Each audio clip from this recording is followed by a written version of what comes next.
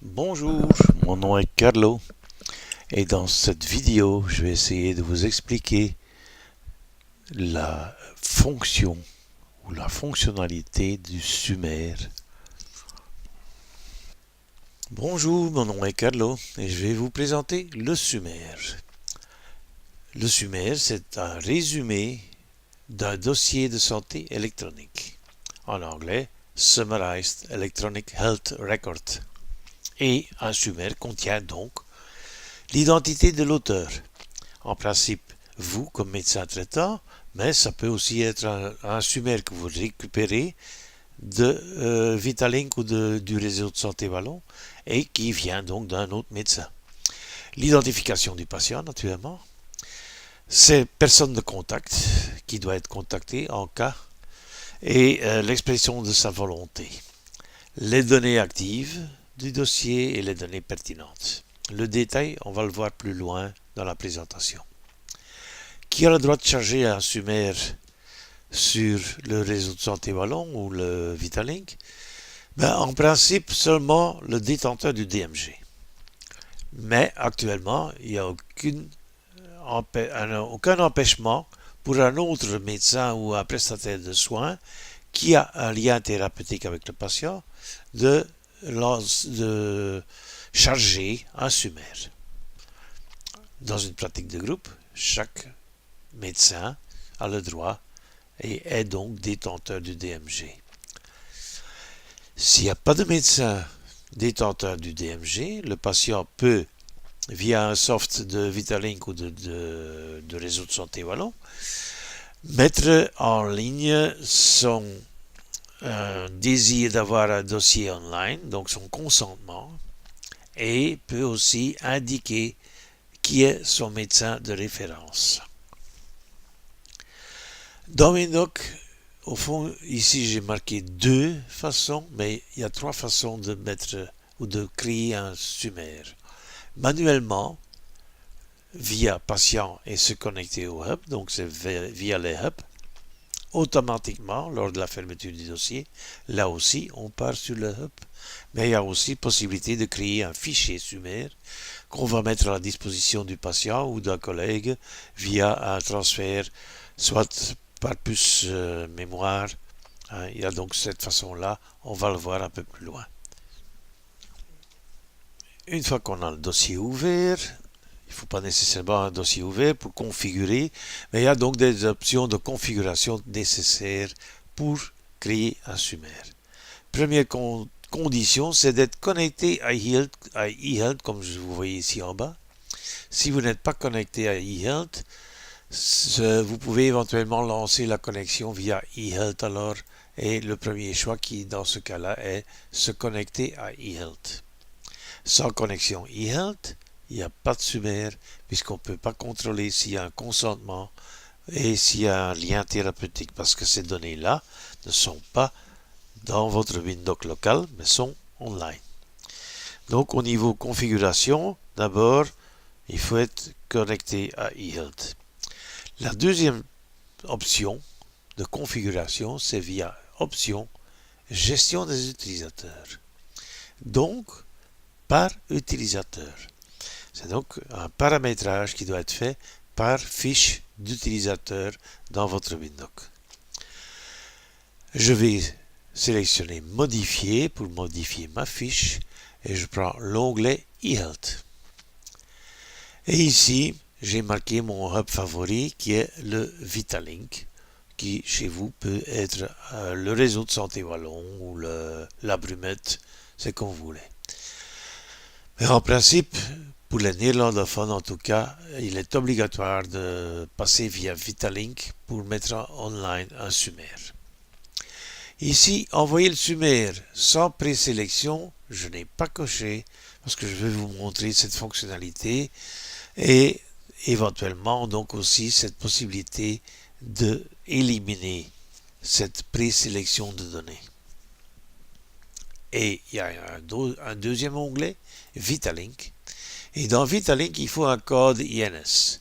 Le code INS, si vous ne l'avez pas, vous cliquez sur les deux petites étoiles là, vous donnez le nom de la commune,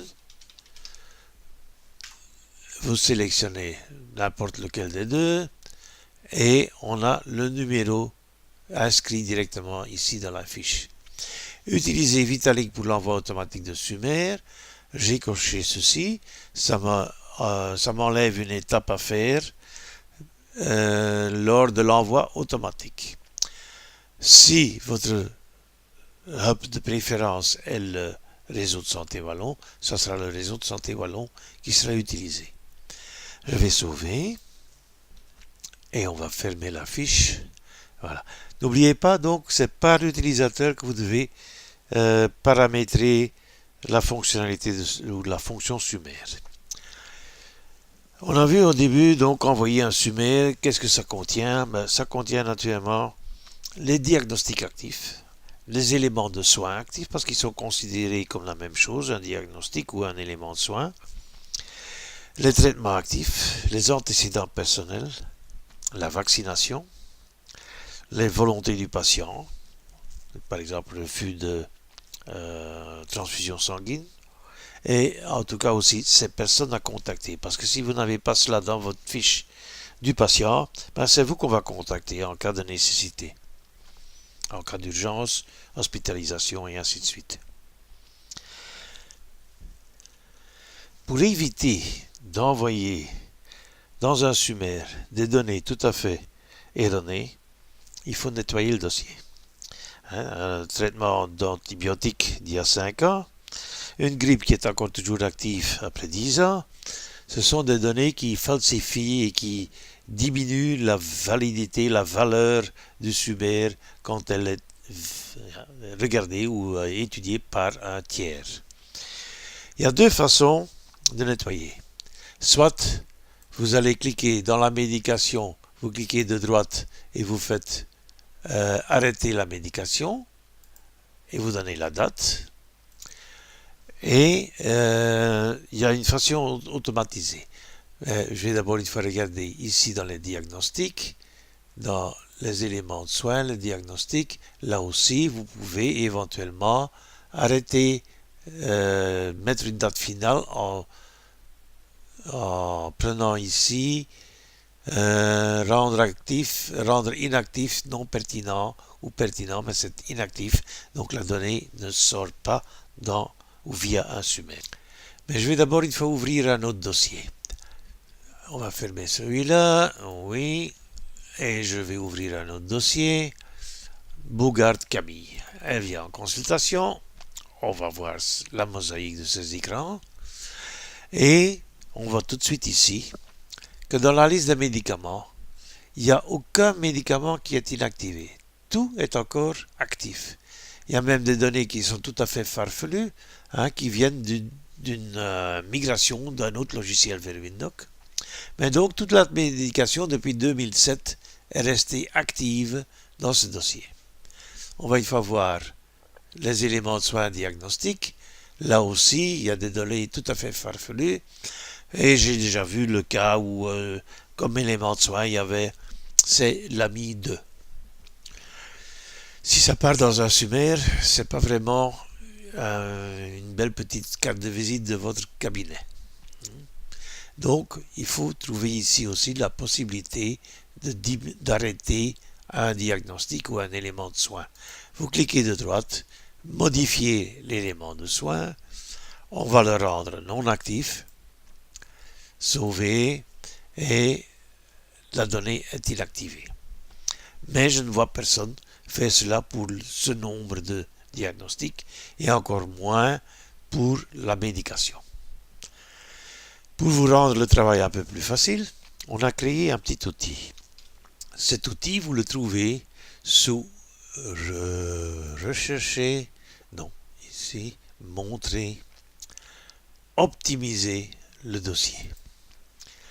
Et comme vous voyez, ici, la médication, elle est reprise là.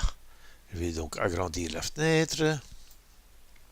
Et cet outil va au niveau médication active, inactiver tout ce qui est coché. Faites attention. Tout ce qui est coché va être inactivé. À quelle date? La date de début, plus le nombre de jours qui est indiqué ici en haut. Là, il y a 10 jours. Si vous voulez modifier ça, vous pouvez. Disons que dans ce dossier, le clopidogrel, le simvastatin est encore actif. Je ne suis pas médecin, donc je coche quelque chose. Voilà. Dans ce dossier, il n'y a plus que 3 médications qui sont encore actives. Je vais cliquer sur inactiver et vous allez voir ici par exemple le 5 du 12, ça va devenir le 15 du 12. Je n'ai plus que 3 données actives. On va une fois fermer j'ai d'abord fermé cette fenêtre, fermer le traitement et réouvrir. Et le 15, il doit être là quelque part.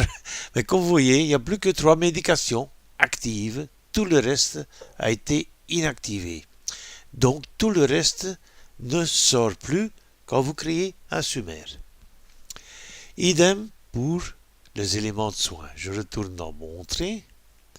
Optimiser un dossier. Médication chronique, il n'y en a que 2. Les éléments de soins, là aussi, c'est le même principe. Tout ce qui est coché reçoit une date finale. Le nombre de jours, c'est vous qui en décidez. Bon, alors ici, Yecht, c'est la goutte. Disons que la goutte est encore active. COPD, ok, là aussi. Et le reste n'est plus actif. Ok, on va inactiver. Et je dis plus que 2 diagnostics ou éléments de soins actifs dans ce dossier. Si maintenant, pour ce patient, je vais créer un sommaire, il n'y aura pas tellement de données dedans.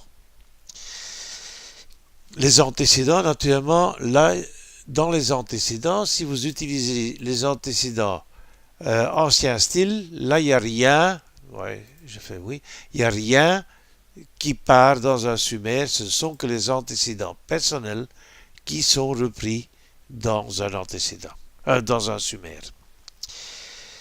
Maintenant, c'est bien de nettoyer un dossier, mais c'est encore mieux d'éviter de devoir utiliser cet outil.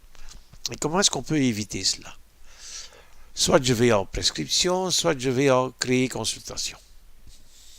Là, je vais annuler. Et disons que j'inscris un diagnostic. Dans mes favoris, j'ai grippe. La liste est bilingue. Donc grippe, c'est une liste que vous créez vous-même. J'ai sélectionné grippe avec son code comme diagnostic. Le truc maintenant, c'est de mettre directement, si possible, une date finale. Une grippe, c'est pour 7 jours. Ok, je sauvegarde. Dans 7 jours, cette grippe sera inactivée et ne sortira plus quand je crée un sommaire. Pour la grippe, on va donner une médication. Par exemple, antigrippine. Voilà, antigrippine. Et là aussi, mettez le nombre de jours que le médicament doit être pris. Même si c'est un antibiotique qui en principe est pris pendant 5 jours, 3 comprimés par jour, marquez-le parce qu'autrement la date finale n'est pas inscrite et le médicament reste actif. Donc je mets ici 7 jours, puisque mon diagnostic j'avais mis 7 jours, je fais sauver, j'ai une date finale, et là aussi, donc quand on aura terminé notre consultation, on va la terminer, je n'ai pas imprimé, mais dans le dossier, quand on va aller voir dans la médication, l'antigrippine a une date finale, le 21 mars. Le diagnostic, la grippe a une date finale. Résultat, le 21, la boule va devenir bleue, comme pour indiquer que le diagnostic ou que la donnée est inactive. Donc, on peut éviter de, entre guillemets, salir le dossier. C'est une question d'habitude. Naturellement que pour un diagnostic chronique, vous ne savez pas le faire. Une médication chronique, non plus. Mais au moins, c'est une donnée correcte qui sort. Bien qu'elle date d'il y a 10 ans, c'est encore toujours actif. C'est correct. La donnée est correcte pour la personne qui doit tirer des conclusions à base de la médication active du patient ou les diagnostics actifs du patient. Je conseille toujours, dans ce cas-ci, où on a nettoyé le dossier, de faire la chose suivante. Je fais la combinaison de touches CTRL-D. La lettre D, c'est la même chose que d'aller dans Administratif et cocher le bouton complet. Hein. Je vais fermer Administratif, complet, c'est le même écran. Et alors, dans ce cas-ci, quand le dossier est nettoyé, cochez cette case, exporter Sumer. Ça a comme conséquence que quand vous fermez le dossier, il y a la question qui apparaît, est-ce que je dois envoyer un Sumer? En principe, oui. Un Sumer d'il y a 7 jours est beaucoup plus relevant qu'un Sumer contenant identiquement la même chose, mais d'il y a 3 mois, par exemple. La date du Sumer est aussi une donnée importante. Exporter Sumer, moi je mets la case, je coche la case seulement dans les dossiers qui sont optimalisés, qui sont prêts à être exportés. Je vais sauver. Le numéro de registre national, je suis naturellement dans un dossier farfelu, un dossier de test. Je vais fermer et je vais ouvrir un autre dossier. Je vais prendre if, voilà, un dossier. Et maintenant, je vais une fois contrôler, CTRL-D. Il y a la petite case cochée. Il y a très peu de médicaments actifs. On va une fois voir dans les diagnostics. Là aussi, il y a très peu. Diagnostic, éléments de soins. Tout cela peut sortir. C'est bon. La case est cochée. Oui, elle est cochée.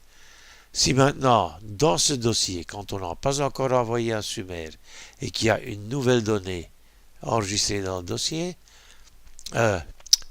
créer consultation, je vais par exemple prendre bronchite aiguë, je fais sauver.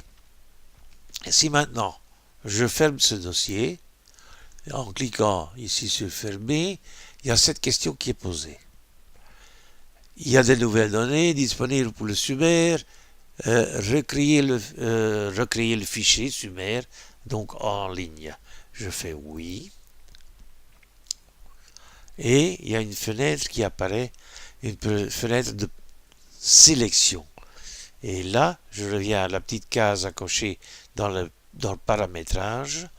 Ici, dans cette fenêtre, vous pouvez encore décocher une donnée.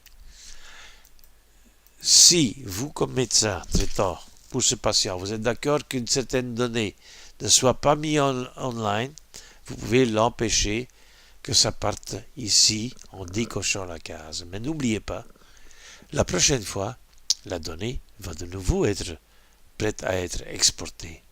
Donc si c'est une donnée qui ne doit jamais sortir du dossier, mettez-la dans confidentialité. Et cette fenêtre dans un dossier nettoyé est au fond inutile. Je fais quand même cocher envoyer et l'exportation se fait automatiquement sur Vitalink parce que j'ai coché que Vitalink est mon hub de préférence et qu'il doit l'envoyer sur mon hub de préférence. Le dossier est fermé, je vais le réouvrir.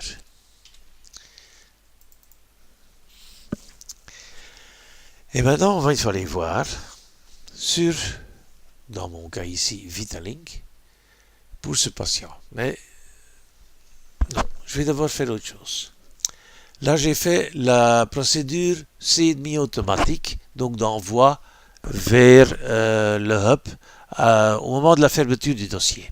Je vais d'abord une fois voir dans les options, gestion des utilisateurs, modifier, Vitalink, et là, non.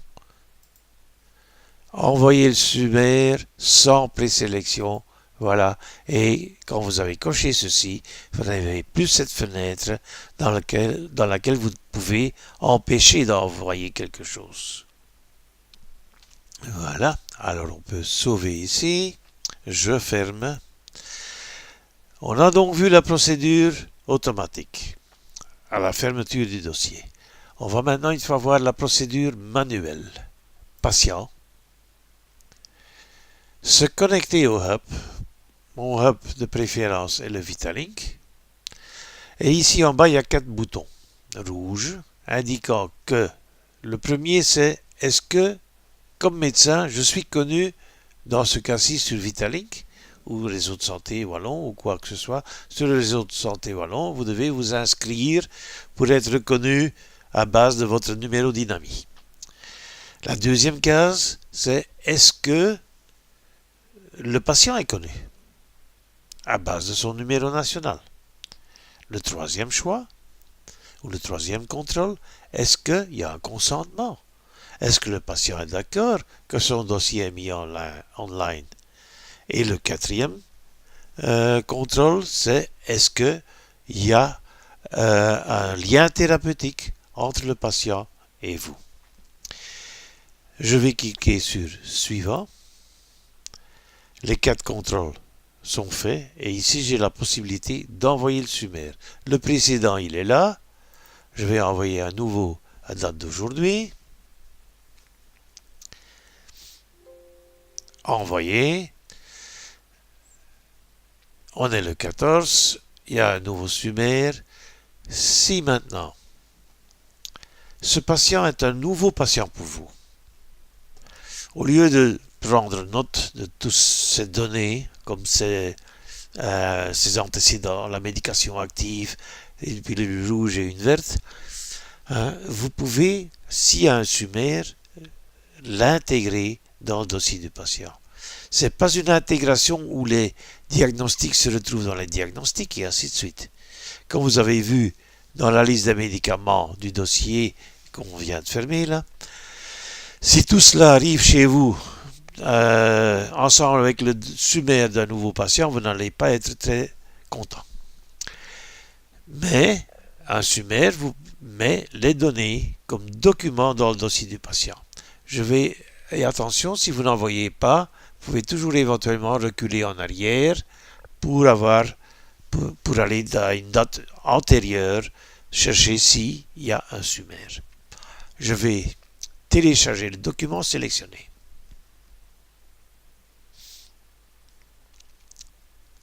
Voilà, le document a été ajouté au dossier.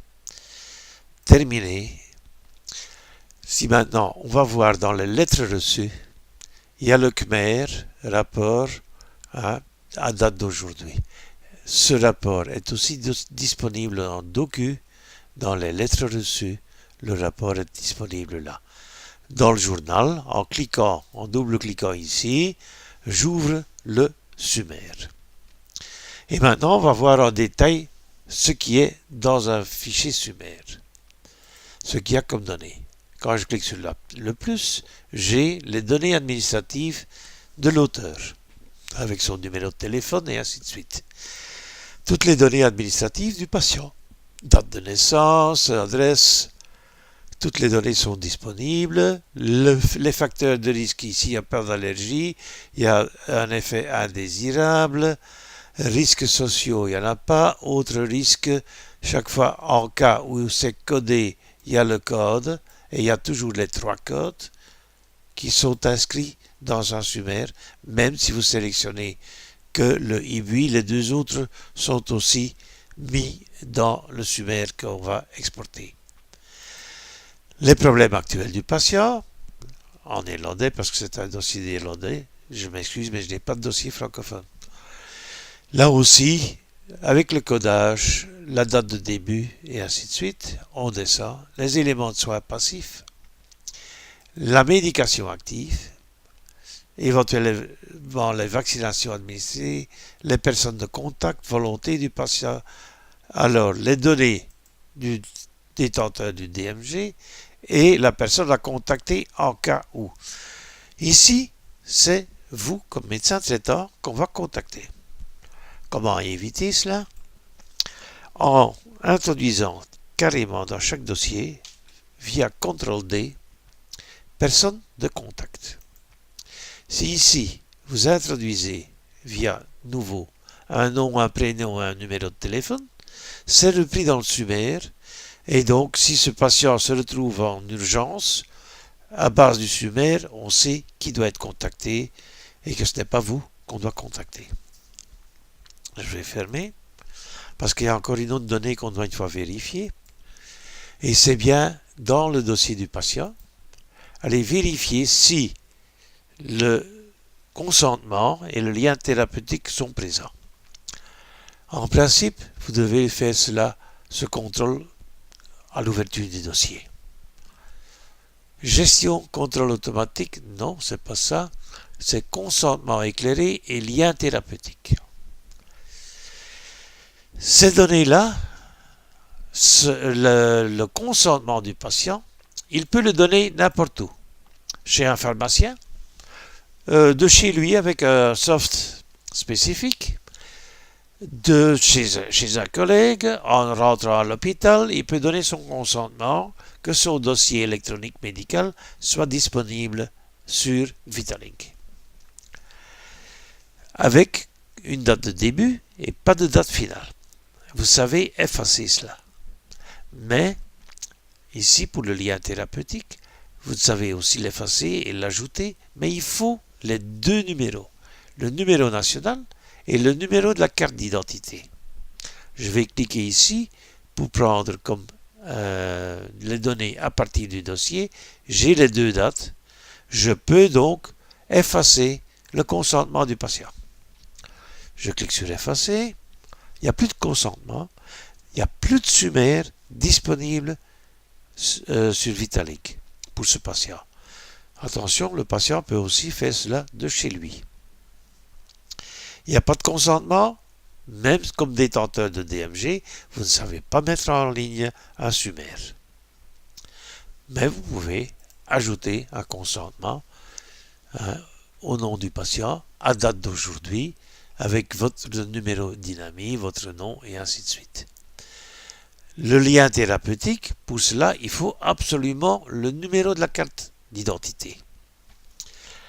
Pour ça, là est la raison pour laquelle vous devez, à chaque contact de patient, relire sa carte d'identité et sélectionner ou choisir, modifier et ouvrir le dossier. Parce que le patient va peut-être vous dire qu'il a déménagé, mais il va oublier de vous dire qu'il y a 3 semaines, il a été à la commune chercher une nouvelle carte d'identité. Mais, quand vous allez vouloir mettre en ligne un sommaire, ça n'ira pas, parce que le consentement ne sera plus valable. Le consentement est relié au numéro de la carte d'identité. Le lien thérapeutique, je m'excuse. Le lien thérapeutique est relié à ce numéro. Il n'est plus valable, le lien thérapeutique n'est plus valable. Vous devez réintroduire sa carte d'identité et aller ajouter le nouveau lien thérapeutique qui est valable pendant 15 mois. Ceci est assez facile à faire. C'est aussi une donnée qui peut éventuellement être faite par une personne administrative, lire la carte d'identité et rajouter les données dans le dossier du patient. Le consentement, naturellement, c'est après que vous avez expliqué ce que ça signifie, que le patient va vous dire oui ou pas. Et le lien thérapeutique, c'est très vite relié, c'est très vite fait en cliquant sur ajouter. Elle est ajoutée, elle est inscrite, pas dans le dossier du patient, mais online sur Vitalink. Donc, on a vu comment envoyer un sommaire de façon électronique ou de façon manuelle. De façon manuelle, se connecter au hub et alors, après avoir un OK, envoyer le sommaire et il est mis online. J'ai remarqué que sur Vitalink, en principe, il n'y a que le dernier. Sur RSV, j'ai vu déjà le cas où il y avait plusieurs sommaires disponibles, bien que ce n'est que le dernier qui est relevant. Voilà, il y a encore une troisième piste. d'exportation d'un Sumer. Et celle-là, elle est manuelle aussi, via patient. Exporter un dossier Sumer.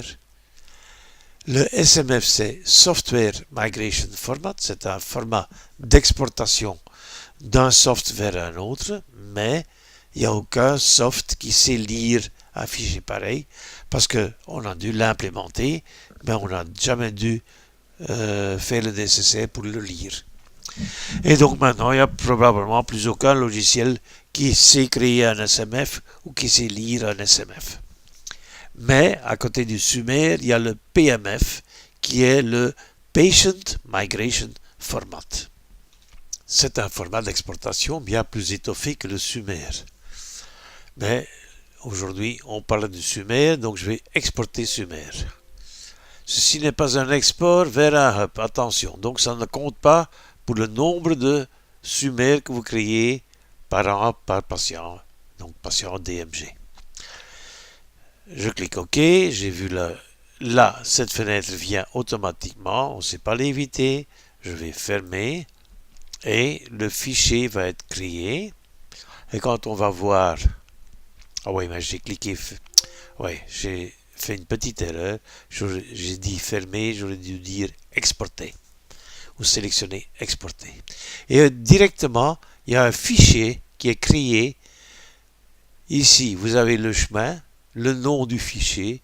Vous savez afficher le fichier via l'Explorer, aller au niveau Windows, aller ouvrir ce répertoire pour aller mettre ce fichier, par exemple, via copier-coller sur un stick mémoire, une carte puce. Valider, il y a déjà une validation. Le nombre d'erreurs, 0. Le nombre d'avertissements, 5. Mais dans beaucoup de cas, ça ne signifie rien du tout. C'est par exemple un antécédent où il n'y a qu'une année et pas de date spécifique, ou même un antécédent sans date. On est obligé de mettre une date, même si on ne le sait pas. C'est pas nous qui décidons de cela, mais donc il faut une date pour chaque donnée. Dans ce cas-ci, il y a un item médication devrait contenir un élément en domaine end moment, une date finale. Bon, dans ce cas, il ne faut jamais vous préoccuper des avertissements. Ce sont des petites erreurs, soi-disant, dans le dossier, mais il n'y a rien, il n'y a aucune erreur qui arrête la production du Sumer. Les erreurs les plus souvent rencontrées sont que dans le dossier du patient, il y a une donnée qui a été enregistrée par un médecin ou par un collaborateur avec un numéro dynamique incorrect. Ou, par exemple, il y a aussi le cas où dans la création d'une fiche, CTRL D, on ajoute ici le médecin traitant. Et que ce médecin traitant n'a pas de numéro dynamique valide. Je vais cliquer sur les deux. Oui, mais il faut modifier. Je clique là, on tombe dans la liste des docteurs et paramédicaux. Ici, dans ce cas, j'ai un numéro dynamique valable, aucun problème. Mais si vous ajoutez ici le nom d'un médecin pour lequel vous n'avez pas de numéro dynamique, eh bien, ça va arrêter la production du Sumer. Ça va empêcher la production du Sumer. Voilà, je crois qu'on a tout vu. L'exportation manuelle, l'exportation automatique, l'exportation comme fichier, la façon d'éviter de mettre ou de laisser des données erronées dans un dossier. Si vous avez des questions encore plus approfondies, envoyez-les-moi. Carlo.devlies, ça s'écrit DEVLIES,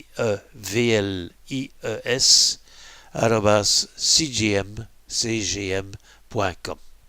Voilà, au plaisir.